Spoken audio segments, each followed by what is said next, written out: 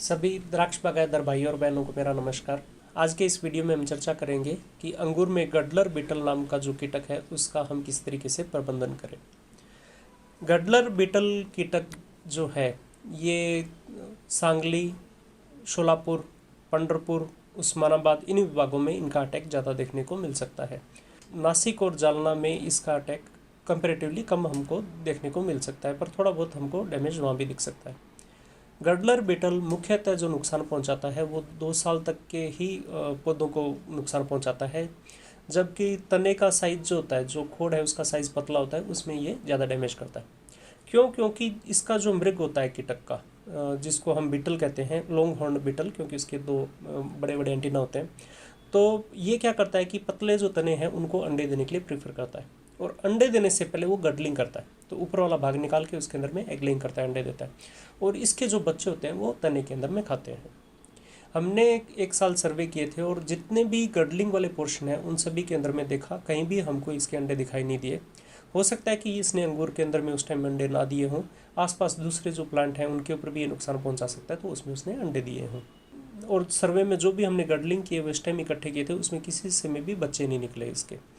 तो अंगूर के अंदर में हमने इसको अंडे देते हुए नहीं पाया अभी तक। फिर क्या है कि वैरायटीज़ कौन कौन सी हैं इसमें इसका ज़्यादा नुकसान पहुंचाता है। तो इन एरिया के अंदर में जो ज़्यादा वैरायटी है वो सोनाका, सुपर सोनाका, माणिक चमन या इससे रिलेटेड जो वैरायटीज़ है उनके अंदर में हमको ज़्यादा अटैक इसका दिखाई दिया है। हमने इन इलाकों में सर्वे किए थे और हमने ये देखा कि एक नए बगीचे के अंदर में 2 से 5% ही प्लांट थे जो हमको मिले कि इससे ग्रसित हैं, कि उसमें गडलर बीटल ने डैमेज किया है। और हार्डली जितने भी प्लांट डैमेज हुए उनमें से थोड़े से 1 या 2 प्लांट होते हैं जिनको वो पूरी तरीके से कट कर देता है। ज़्यादातर ऐसे हमको दिखाई नहीं देते कि पूरी तरीके से उसने गडलिंग करते टाइम में कट कर दिया और ऊपर वाला सूख गया, ऐसे काफ़ी कम प्लांट होते हैं।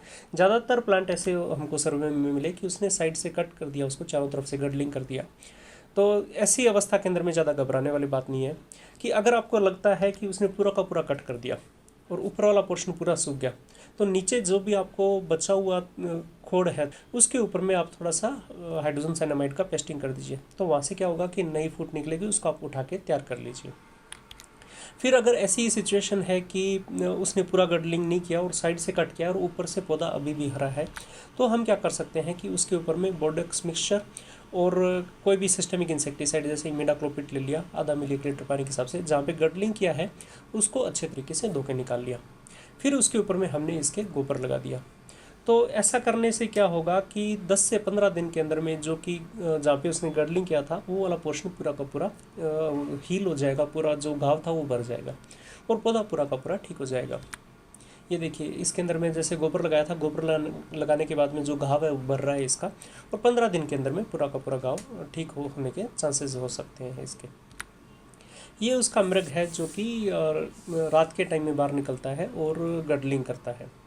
ये जो मृग है ये मुख्यतः जंगल का कीट है, और आसपास के जो अगर आपका बगीचा है जिसके पास में खाली जगह है या अलग दूसरे पेड़ हैं या जंगल है तो वहाँ से आएगा, और बॉर्डर के जो प्लांट्स हैं 1 या 2 या 3 लाइन तक आपको ज़्यादा डैमेज वहाँ पे दिखाई देगा, और बाद में इक्का दुक्का आपको आसपास में नुकसान पहुँचाता हुआ देख सकता है। इसको कंट्रोल कैसे करना है, अगर आपको लग रहा है कि काफ़ी ज़्यादा नुकसान हो रहा है और आपको इसको मृग है इसको कंट्रोल करना है, तो उसके लिए आप क्या कर सकते हैं।